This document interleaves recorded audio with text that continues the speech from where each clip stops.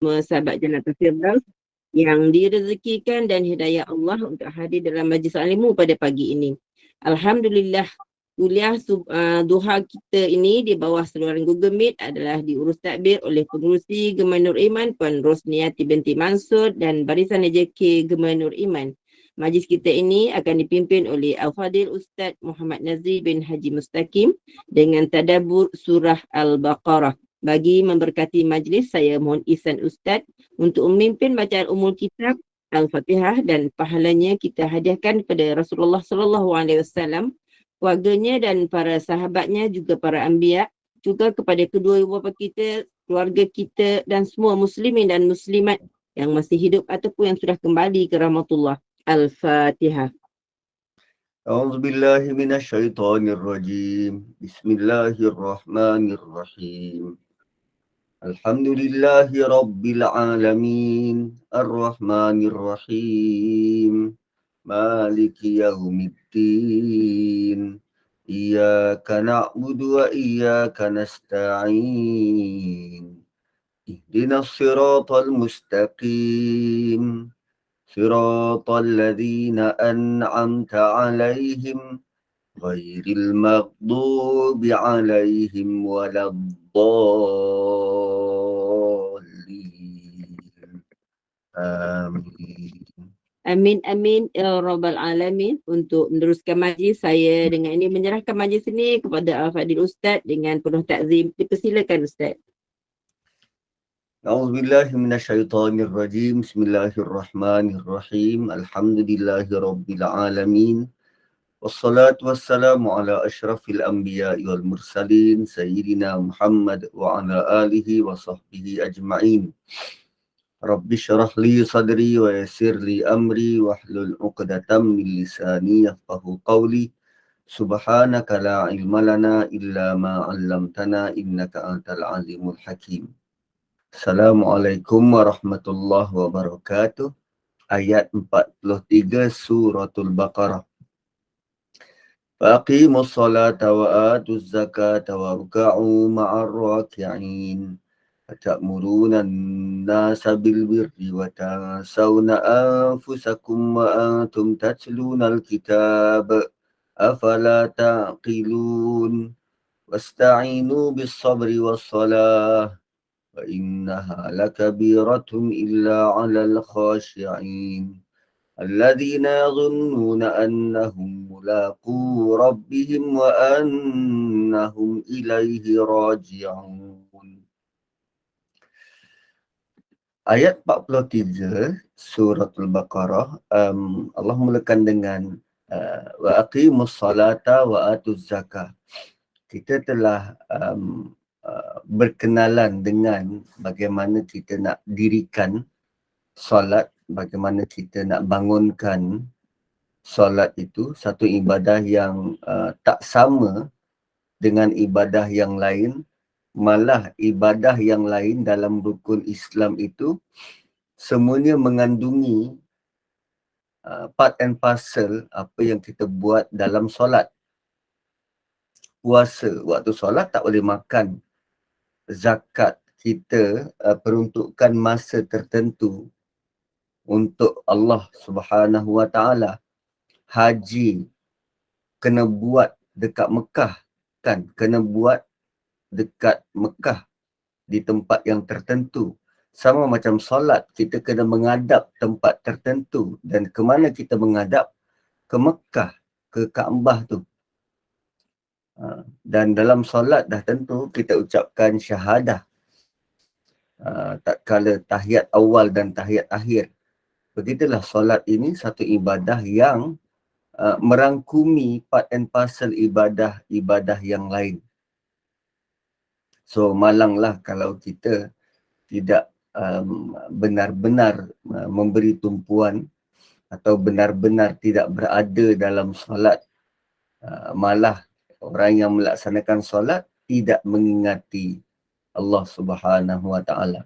Sebab tu bila kita laksanakan solat, tujuannya untuk memperbaiki hubungan dengan Allah Subhanahu Wa Taala agar kita tidak um, wewenang, tidak sewenang-wenangnya melakukan kesalahan. Ayat 40, 41 dan 42. Kemudian seterusnya, selepas solat, zakat, wa atuz zakah. Keluarkan zakat. Dan umumnya, titah ini supaya kita tidak menzalimi orang lain. Tidak menzalimi hubungan secara paralel di dunia ni. Kalau solat itu horizontal, yang ini secara paralel, secara sesama kita. Dan ini termasuk dalam perkara adat hubungan sesama manusia. Dan itu beza antara solat dan zakat. Hubungan dengan Allah dan hubungan dengan manusia. Kita keluarkan zakat dapat selesaikan banyak masalah. Terutamanya masalah hubbul mal, cinta pada harta. Kerana cinta harta ini, dia akan menyebabkan umat kita bertabrakan. Sama ada waktu dulu dan sekarang. Dan perkara tentang harta ini,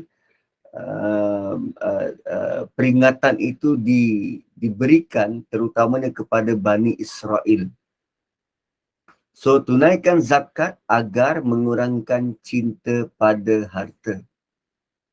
Tuan-puan, zakat nilai dia 2.5%. 2.5%. Kalau kita ada RM100, zakatnya ialah RM2.50. Sikit je Ustaz, RM2.50. Kalau kita ada RM1,000, zakatnya RM25. Kalau kita ada RM10,000, zakatnya RM250. Kalau kita ada RM100,000, zakatnya RM2,500. RM100,000. Kalau kita ada RM1 juta, zakatnya RM25,000.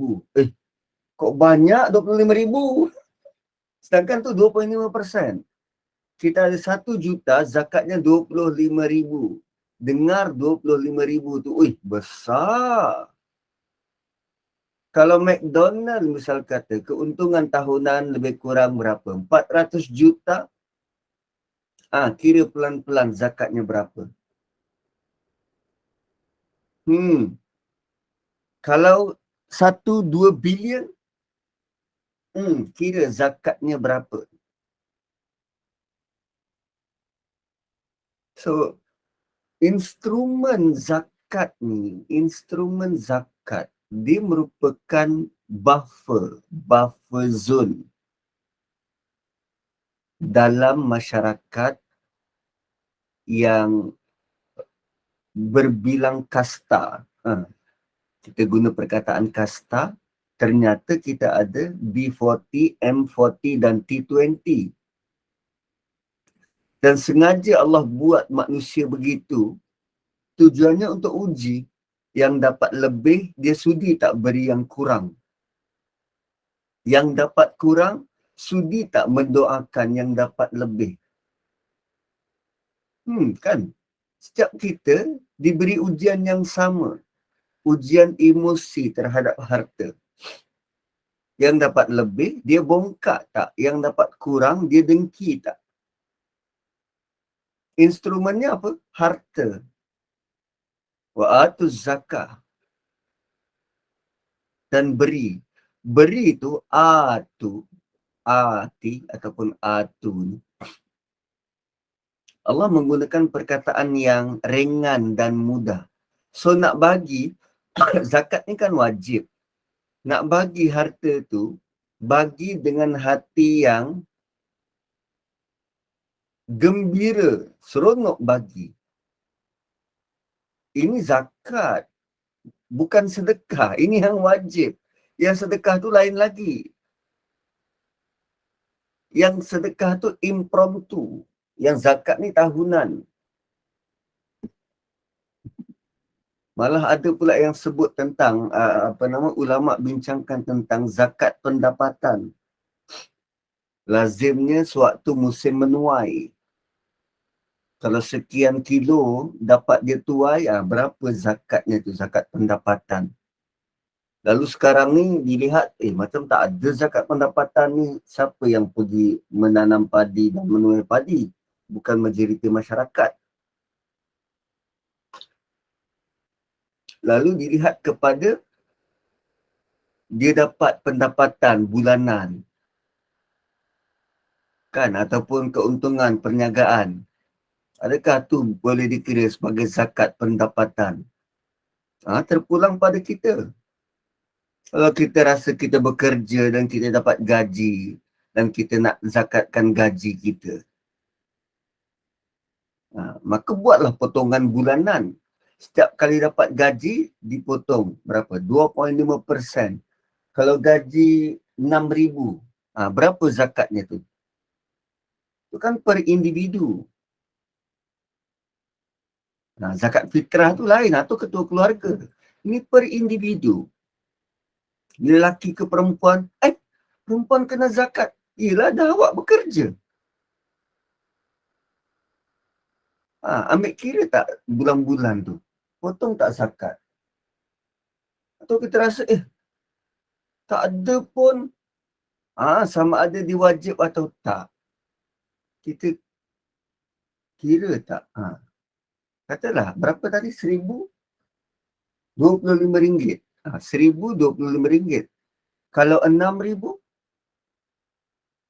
RM4,000, dia dah jadi 100. Ya, 100. RM4,000. RM6,000, 150. 150. Mampu tak nak keluarkan bulan-bulan 150? Susah juga tu Ustaz. RM6,000 nak keluarkan 150 untuk zakat. Kita nak pergi secret recipe lagi. Kita nak makan dekat Tony Romas lagi. Kan. So, ujian emosi terhadap harta ni, Allah suruh keluarkan je. Allah suruh keluarkan je. Tu zakah. Keluarkan je. So, solat dan zakat.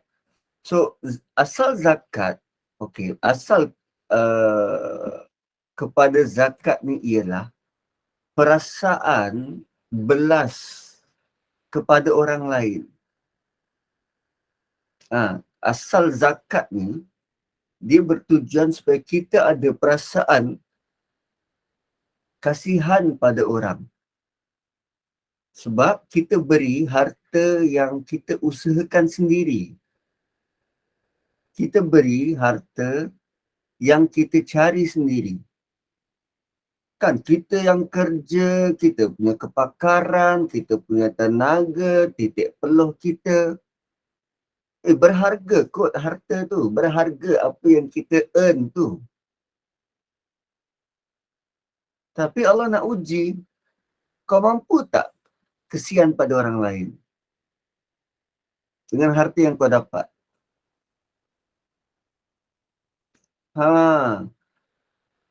Dan waktu nak bagi tu dengan perasaan suka dan gembira.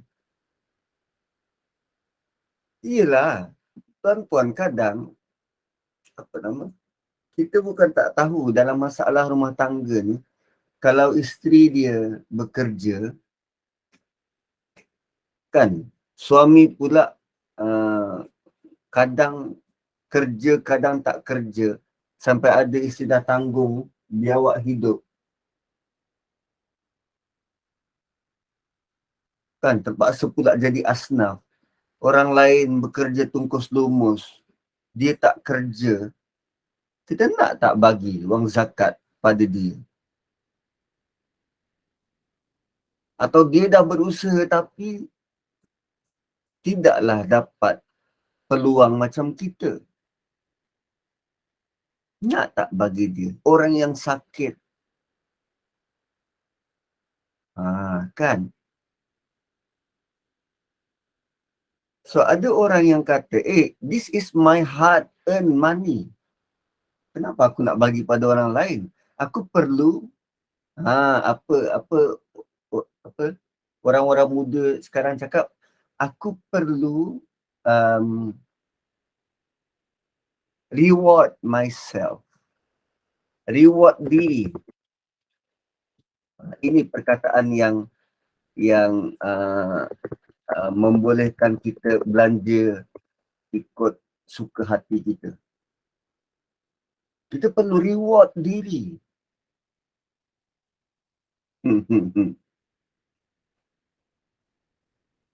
Bukankah perkataan reward diri ni bawa benda yang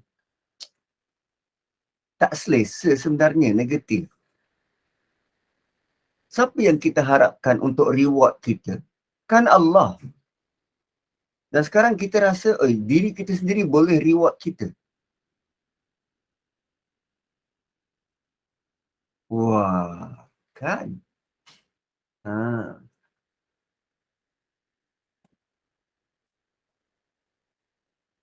So, patutnya kita buat sesuatu untuk orang lain.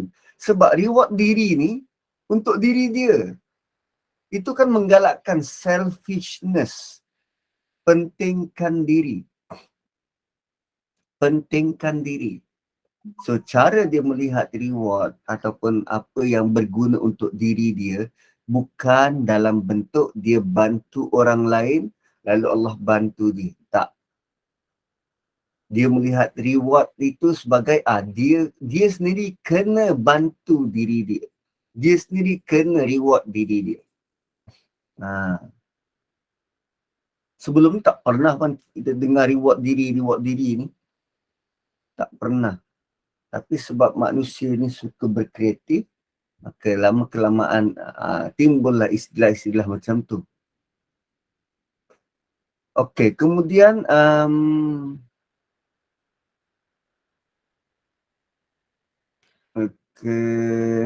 warka'u ma'ar raki'in wa aqimus salata wa atuz zakah warka'u ma'ar raki'in. Dalam ayat ni ada 3 benda, dirikan solat, keluarkan zakat dan rukuklah bersama dengan orang-orang yang rukuk. Rukuklah bersama dengan orang-orang yang rukuk. Ayat ini mengajak ahli kitab Yahudi untuk bersama-sama dirikan solat dengan orang Islam yang lain. Dalam ibadah mereka pun sebenarnya ada mendirikan solat.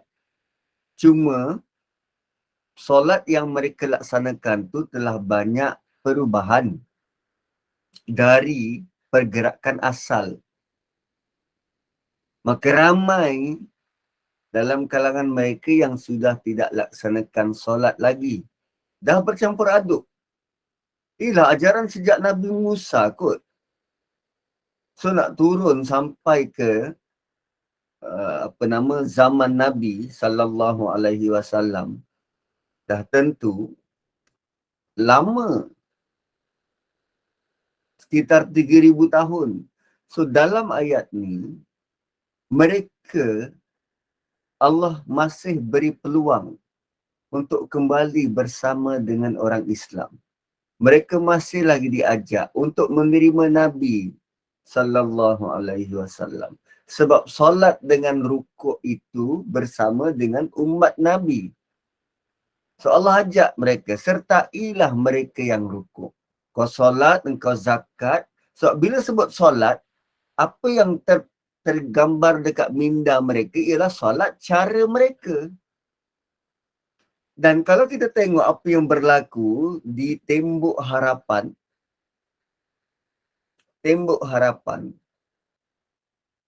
mereka menghadap tembok tu hanya dengan mengangguk-nganggukkan kepala.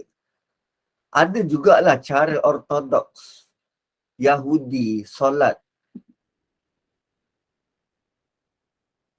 tak ada rukuk. Tuan-tuan pernah tak tengok YouTube cara Yahudi ortodoks solat?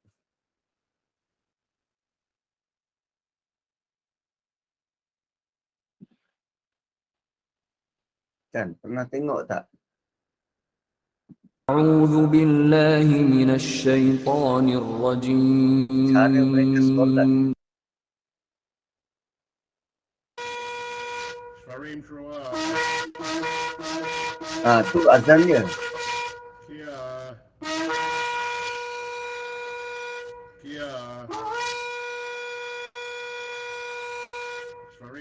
So, sembahyang Yahudi dan Islam ni sangat mirip. Cumanya mereka tak tahu ada rukuk ke tak. So nanti tuan-tuan boleh rujuk dalam YouTube bagaimana mereka solat. Tapi setakat yang saya tengok, tak ada rukuk. Dia daripada iktidal berdiri tu, terus dia bukan sujud, dia baring meniarap atas tanah.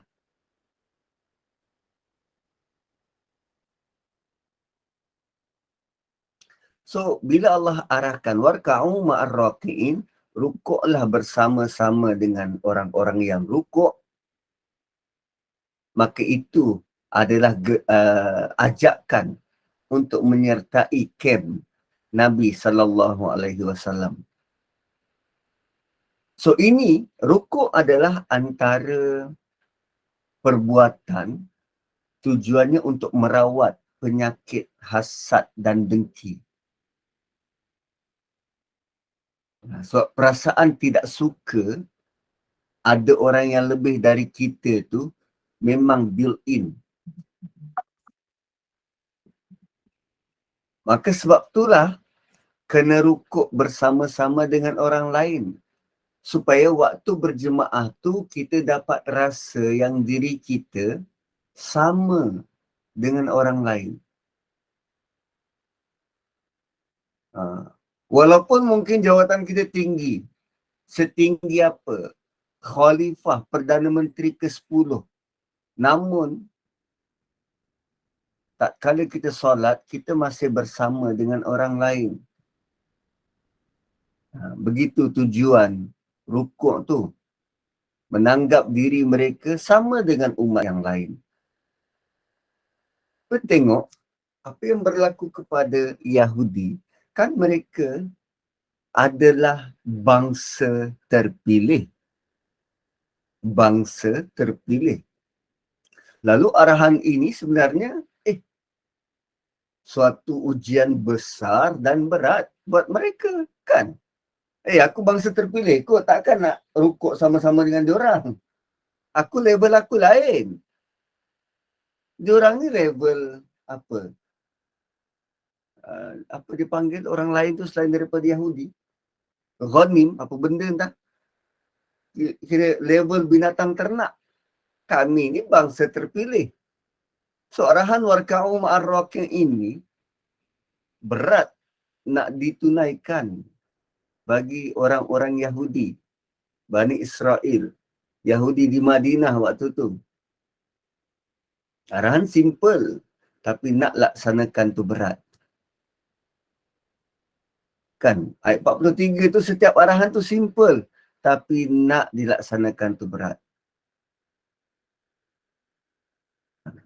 Cuma pada level iblis tu arahannya ialah sujud. Sujud. So kesukaran untuk patuh pada arahan ni, dia mewarisi perangai iblis yang Allah laknat. So bila Allah kata hendaklah kamu rukuk bersama orang lain yang rukuk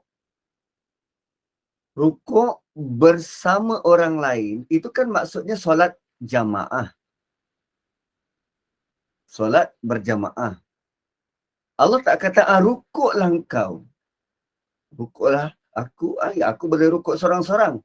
Tapi rukuk bersama, warka'u ma'ar raki'in, rukuk bersama itu solat berjamaah. Dan dia juga buat gesaan buat kita yang baca, jangan duduk seorang-seorang, tapi duduklah bermasyarakat. Dan kalau bermasyarakat dalam bentuk ibadah, itulah yang paling baik. Jangan duduk seorang-seorang, nanti kita berfikir, fikiran kita meracau tak tentu hala. Duduklah bermasyarakat supaya kita tahu bentuk gaya pemikiran orang lain. Jangan menanggap duduk bermasyarakat tu menyusahkan. Tidak. Duduk sorang-sorang tu yang nanti kita akan jadi susah. Susah apanya? Susah sebab kita tak tahu apa yang berlaku dalam masyarakat. Lalu kita bersangka buruk. Lebih banyak bersangka buruk dari boleh berlapang dada. Duduk dalam masyarakat baru kita tahu apa yang berlaku dalam masyarakat. Ustaz-ustaz ni kena bergaul. Baru dia tahu jemaah dia tu problem yang dihadapi oleh jemaah. So bila jemaah dia bagi soalan kan tentang ibadah, dia boleh beri nasihat yang membumi. Satu Imam Syafi'i, dia ada dua pendapat. Pendapat terdahulu, qaulul qadim, pendapat terdahulu dan pendapat terbaru. Sewaktu dia keluarkan dia punya fatwa pendapat terdahulu, waktu tu dia hanya duduk di satu tempat. Dia hanya duduk di Mekah. Ketika dia berjalan bermusafir ke Iraq dan dia lihat masyarakat Iraq berbeza dengan masyarakat Mekah, berbeza dengan masyarakat Mekah, dia keluarkan pendapat yang terkini. Dia kan, Imam Syafi'i kan anak murid kepada Imam Malik. Imam Malik ni sepanjang hidup dia memang berada di Mekah. So bila dia buat fatwa yang mula-mula, dia berada di Mekah. Lalu keluarlah fatwa-fatwa yang sesuai dengan penduduk Mekah. Tatkala dia berhijrah ke Iraq, dia melihat suasana yang baru, manusia yang berbeza, cara hidup berbeza, maka dia keluarkan fatwa yang semasa, sesuai dengan orang Iraq. Itu dia tak pergi Malaysia lagi. Kalau pergi Malaysia, saya rasa lain cara dan pendekatannya. Sebab tu arahan agama ni, hukum-hukum terutamanya, dia bukan dalam bentuk one fits all. Tidak. Sama macam keputusan-keputusan hakim dalam mahkamah. Betul dia ada istilah duluan yang mengikat. Tetapi case by case takkan sama. Kita boleh lihat modus operandi sama. Tapi alasan setiap pihak-pihak ni berbeza. Latar belakang setiap pihak-pihak ni berbeza. Tu arahan warka'u ma'ar-raqi ini, Allah nak kita lihat apa yang berlaku dalam masyarakat. Duduk bersama-sama dengan mereka. Rukuk bersama-sama dengan mereka. Kan sebab tu kita boleh melihat benda ini sebagai penguat kepada wa'aqimus salah. Ayat 43, patutnya wa'aqimus salah warka'u ma'ar-raqi'in wa'atuz zakah. Sebab solat dengan rukuk kan bergandingan. Kan bergandingan solat dan rukuk. Tapi kenapa Allah asingkan begitu? Kerana ada fokus tertentu untuk ayat ni. Aqimus solat, solat berjamaah. Atuz zakah, keluarkan your hard earn money. Beri pada orang lain. Dan bila beribadah rukuk, dan rukuk ini dalam bentuk menundukkan diri, turunkan egomu dalam kalangan masyarakat. Supaya anda boleh melihat realiti.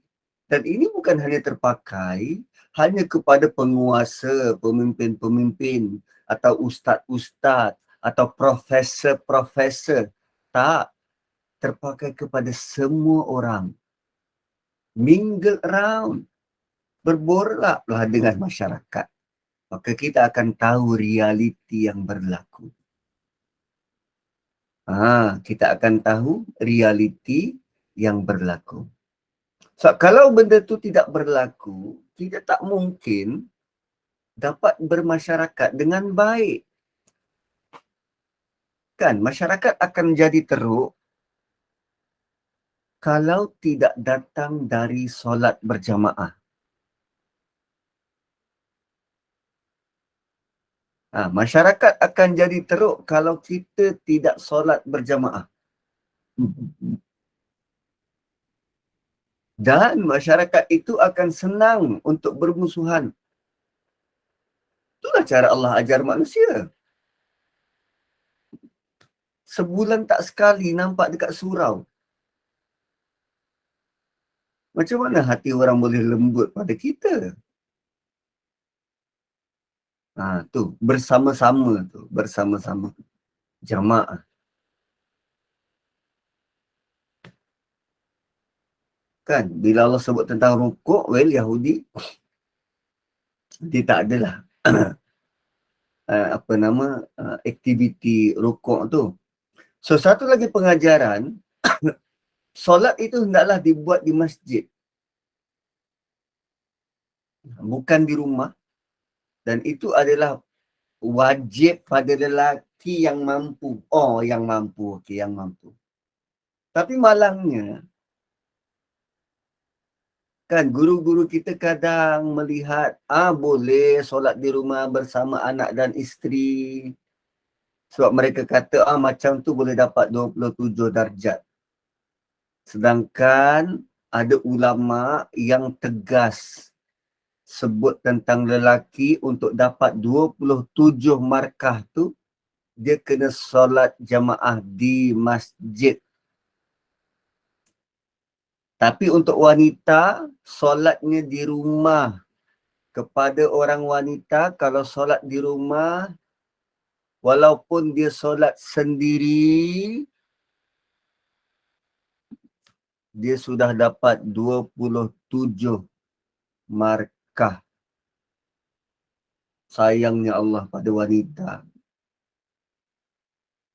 Wanita tu kalau dia solat sendiri-sendiri, dia sudah dapat 27.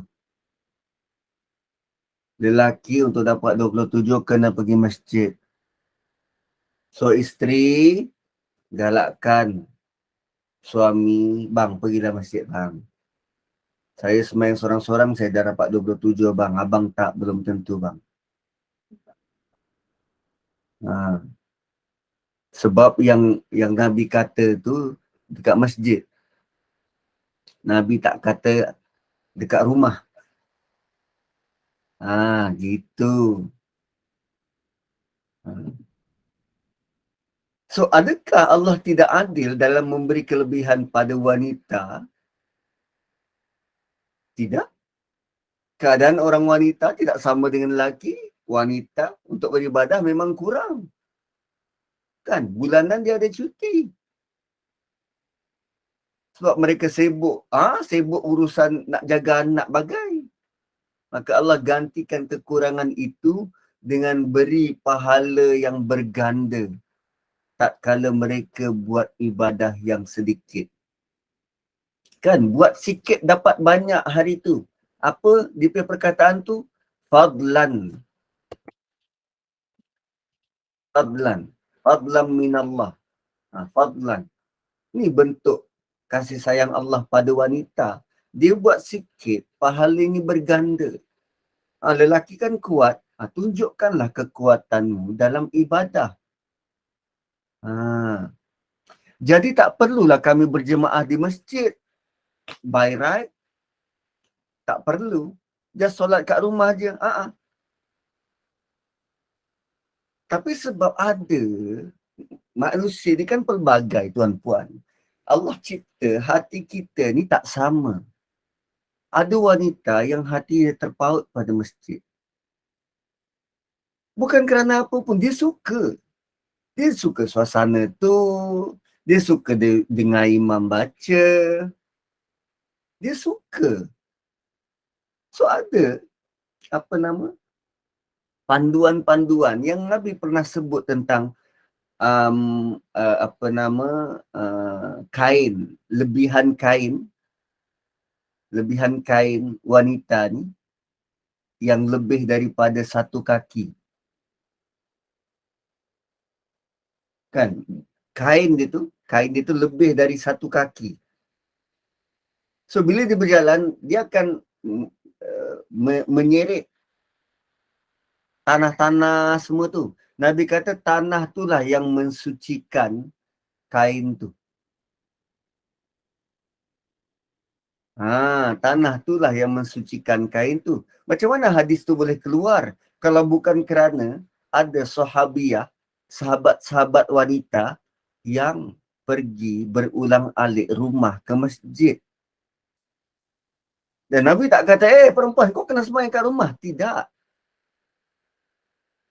Ada yang tak ada masa terluang, sangat banyak. Dia pula perfectionist, tak boleh tengok rumah bersepah. Anak 7-8 orang. Rumah asyik bersepah. So kerja dia adalah untuk tolong kemas rumah. Dan dia tak ada masa lapang untuk leisurely pergi masjid. Solatlah kat rumah. Ada orang yang anak pun tak ada. Anak 2-3 orang semua dah besar-besar. Duduk kat rumah tengok Netflix je. Bosan.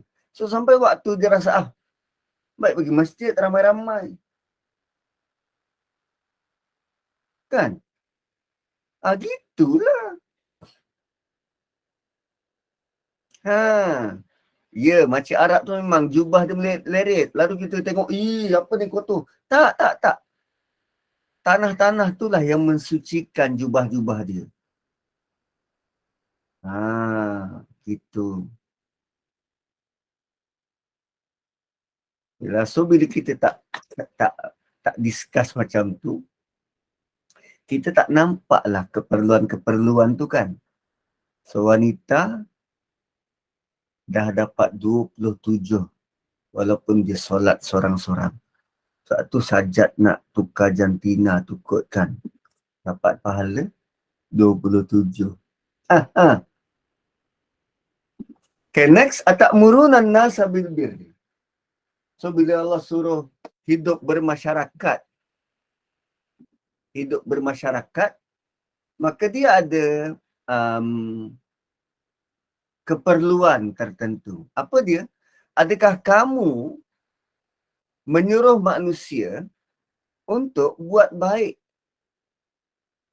Wa tansawna anfusakum.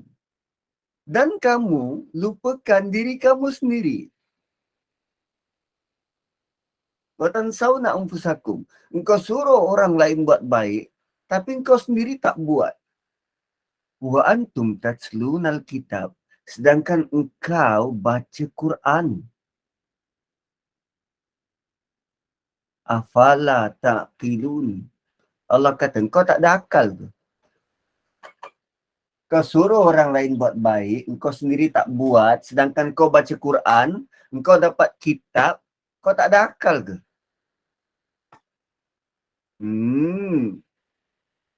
Cuba tengok cara Quran beri nasihat. Lepas tu kadang kita kata, mak ni, sadis sangat cakap tu. Laser sangat. Kau belum baca Quran lagi. Kau belum baca Quran lagi. Sebab apa bentuk macam ni, tuan-tuan? Ini kerana jiwa orang-orang Yahudi sudah merasa diri mereka holier than thou. Kau lebih mulia dari orang lain. So, orang lain yang kena buat. Aku sudah selamat.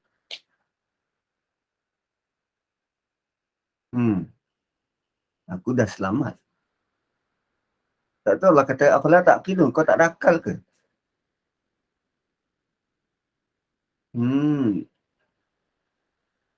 So penyakit ni tuan-puan, penyakit zaman berzaman. Kita bukan sekadar dapat Quran, kita sekarang dalam usaha. Step pertama, tadabbur. Step kedua, tafsir. Kan? So bila kita mula melihat ayat-ayat itu dalam bentuk, okey macam ni, bentuk macam ni. Dan kita pula bermasyarakat dan tengok masyarakat, dia tak tahu ke ayat Quran ni ada macam ni dan macam ni. Bukankah kita rasa kita lebih dari orang lain? Dan kita galakkan orang lain buat itu dan buat ini tapi kita tak buat. Macam kes sembahyang tadi tu. Ustaz bercakap itu dan ini dan ustaz sendiri tak pergi masjid. Dia sendiri yang bagi tadabbur. Apa, tak jumpa masjid ke? Afala ta'qilun? Itu adalah peringatan besar dari Allah berkali-kali. Berkali-kali. Melihatnya macam kasar, tapi cuba tengok pada siapa dia turun. First, pada orang Yahudi. Second, kepada masyarakat Arab. Kan? Masyarakat Arab. Kau dapat Quran, kau tak buat. Apalah ta'qilun. Lama selepas itu, barulah ke Nusantara ni kepada orang Melayu. Orang Melayu ni pula hatinya lembut-lembut. Dengar ayat macam ni, kasarnya. Kan? Begitulah hati manusia. Allah buat berbilang. Supaya dia memberi kesan yang dalam pada hati. Atamuruna an-nasa bil bir.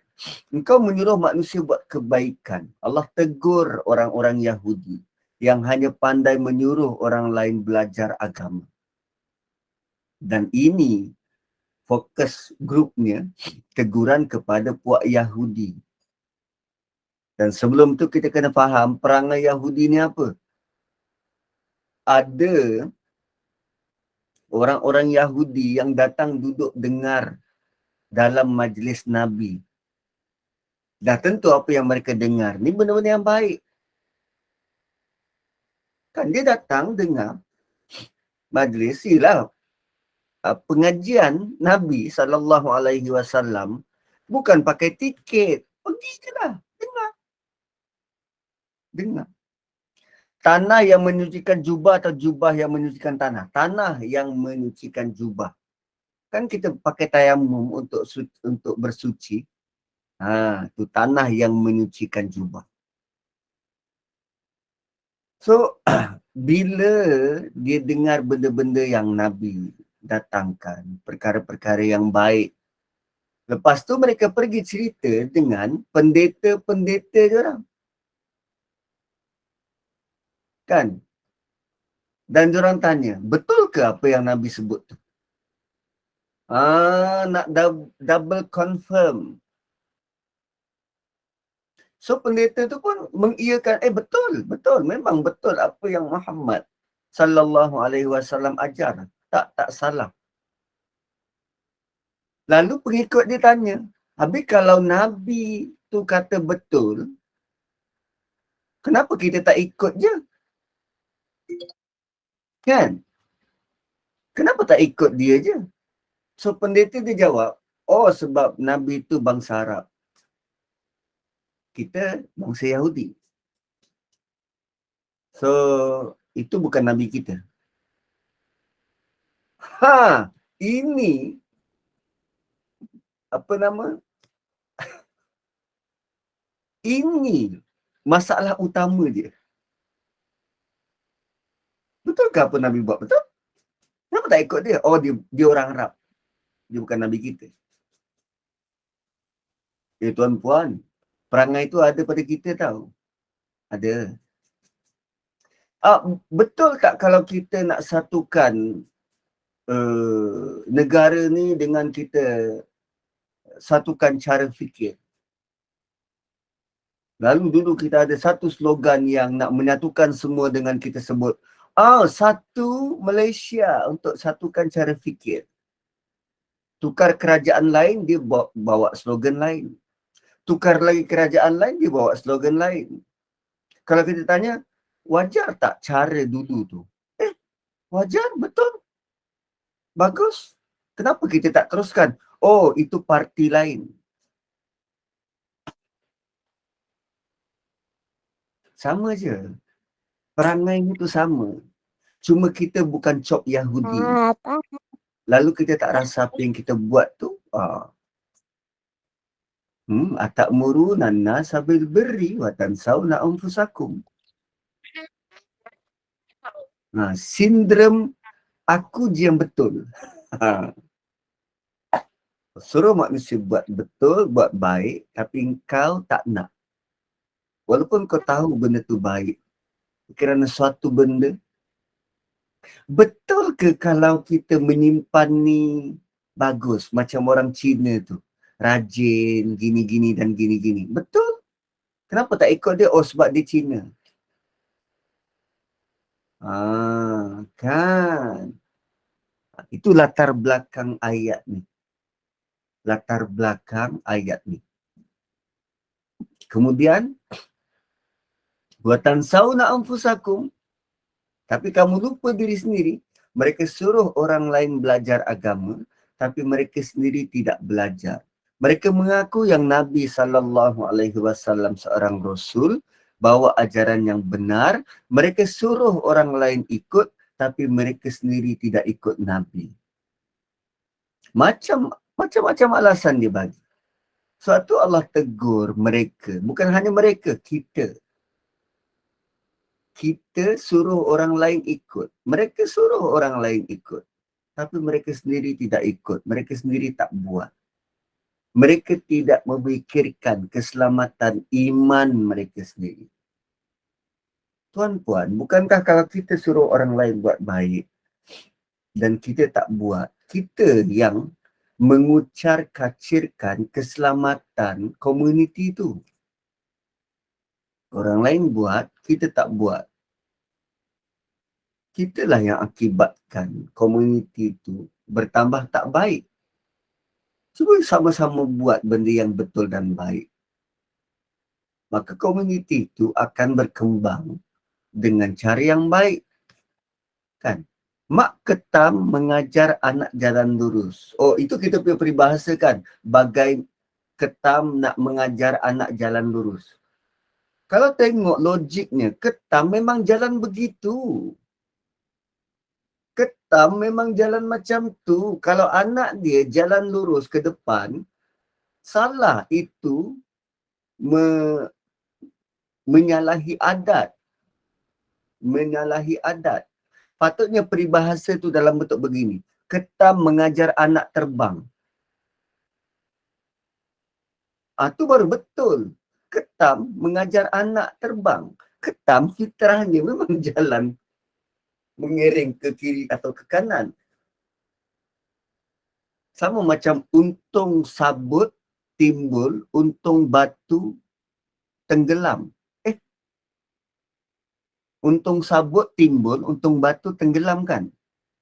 Saya macam tak setuju dengan untung sabut timbul, untung batu tenggelam. Sebab sabut memang timbul.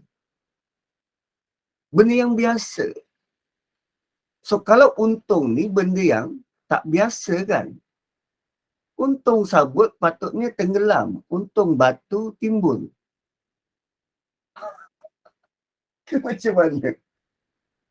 Atau memang sabut timbul, tak untung. Kalau sabut tenggelam tu baru untung. Tak apalah. Kita macam menyalahi adat pula.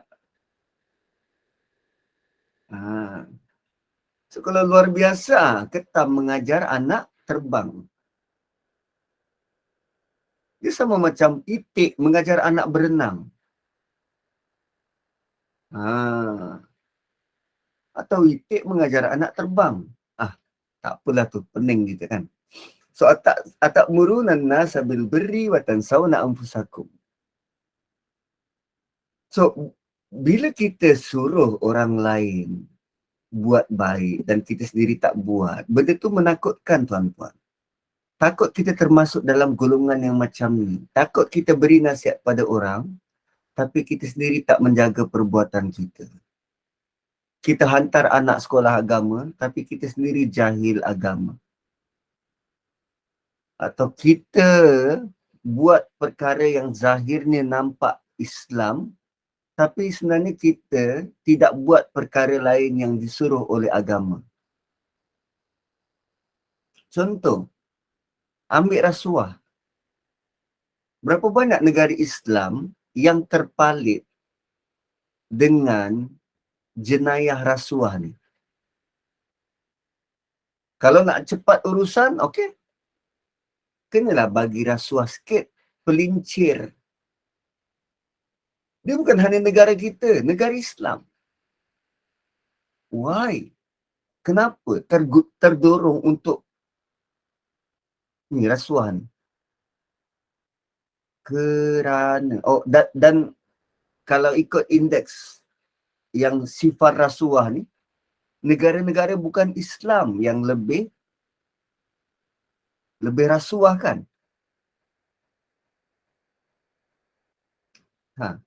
Why? Kerana musuh utama negara Islam ialah syaitan. Syaitan itulah yang menghias dunia kepada orang Islam. Orang non-Muslim ni dah memang friend. So syaitan tidaklah hias dunia itu kepada mereka. Mudahlah mereka untuk tidak amalkan rasuah. Kita ni sentiasa dihasut.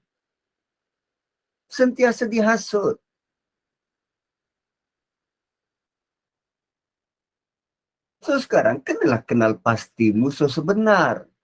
Syaitan tu. Nak elakkan godaan rasuah, kenali musuh syaitan tu sebagai musuh. Bila kita benar kenal, iktiraf, kenal pasti syaitan sebagai musuh. Bukankah kita akan kerap minta perlindungan pada Allah dari musuh yang tak nampak ni? Bila kita kerap minta perlindungan pada Allah, kita akan mula mengenal Allah, rapat dengan Allah. Maka jenayah-jenayah rasuah ke apa ni akan sirna, hilang dari masyarakat. Itu je caranya. Kalau kita duk sebut tentang indeks itu, indeks ini, ternyata negara-negara yang tidak dihasut syaitan ni akan tetap letak dekat ranking pertama.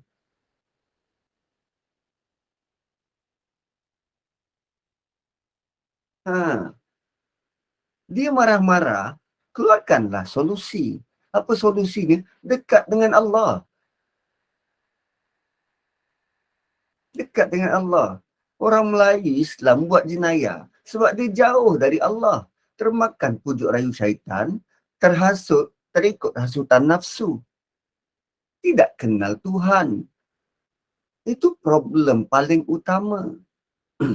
Bila tak kenal Tuhan, maka bila kita cerita tentang akhirat, tentang kematian, dia rasa tak selesa. Sama macam kritikan terbaru kepada Fahmi Fazil, Menteri Komunikasi dan Digital, bila dia bagi tahu tentang trailer filem Pulau tu tak semengah. Dia kata, ini pendapat yang menuju kepada ekstremis. Perempuan bogel-bogel, dia kata, kalau kita tegur, dia kata, itu pendapat ekstremis.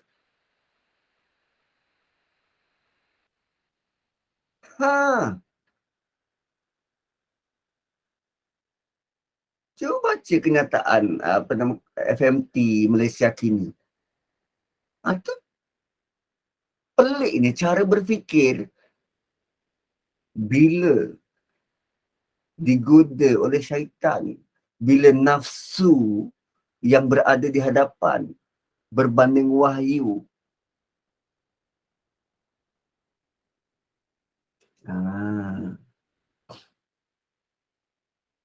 So ayat 44, ta'murunan nasa bil birri wa tansawna anfusakum. Suruh orang lain buat baik, kita sendiri yang melupakan untuk buat baik. Nah, so kadang ialah kita beragama Islam. Tapi malangnya hubungan kita dengan Tuhan, akhlak kita pula selalunya lebih buruk berbanding orang lain. Ini sebabnya orang bukan Islam tak pandang sangat terhadap agama ini kerana perilaku kita. Sebab bagi mereka kalau agama tu baik, tentu orang yang beragama tu menjadi lebih baik kan. Kalau kita tengok umat Islam sekarang, menarik tak? Tak menarik langsung. Jadi bila kita jadi duta kepada agama ini, kita benar-benar kena faham tentang agama ini untuk kita paparkan dan tontonkan pada orang lain. Tapi bila dah jadi duta negara tu, duta pula teruk, macam mana orang nak hormat negara kita? Sama macam agama ni, kalau kita jadi duta yang teruk, macam mana orang nak melihat Islam sebagai indah? Ini realitinya.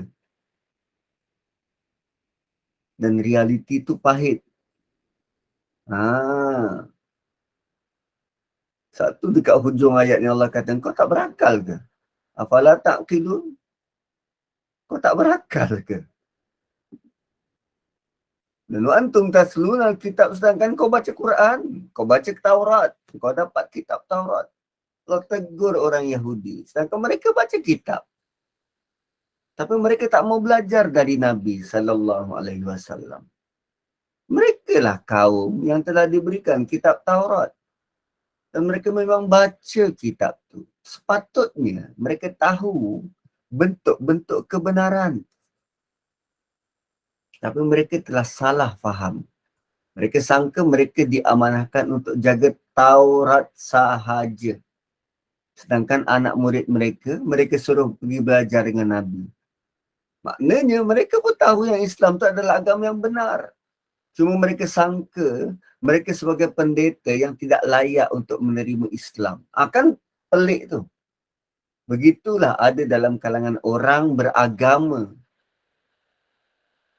sekarang, masa ini. Mereka sepatutnya sudah tahu banyak tentang agama, tentang Islam. Tapi mereka tak nak belajar tafsir Quran. Kalau kita tanya, elok tak kalau belajar tafsir? Mereka kata elok. Tapi mereka sendiri belajar tak? Jeng. Kan? Sebab dia tidak rasa benda tu penting. Dia tak rasa benda tu sebagai keperluan. Maka anak-anak murid mereka pun bila tengok guru mereka tak pentingkan pembelajaran tafsir, anak murid nak ikut belajar tak? Tak. So ayat ni ditujukan kepada pendeta-pendeta atau guru-guru yang bersifat seperti pendeta Yahudi. Macam kita juga, Allah dah takdirkan kita bernasib baik kerana kita ada Quran di tangan. Kan senang je nak baca Quran. Tapi ramai antara kita yang tak pakai ajaran yang ada dalam Quran. Walhal kita dari kecil, kita diberitahu Quran ni lah sumber pedoman. Tapi sampai ke tua, sampai ke mati, tak belajar apa yang disampaikan oleh Quran. Tak sedih ke tu? Kan? Bayangkan kalau kita dihadapkan pada Allah, tanya tentang Quran, dan kita kata tak tahu, dan malaikat ramai-ramai kata, lemah. Ui, tak sedih ke tu? Sedih. Sedih. So antara sebab kita tidak ikuti ajaran dalam Quran adalah kerana kita sendiri tak belajar apakah yang Quran suruh kita buat. Sebab kita tak belajar tentang tafsir, tadabbur. Padahal ilmu tafsir Quran ni wajib. Wajib.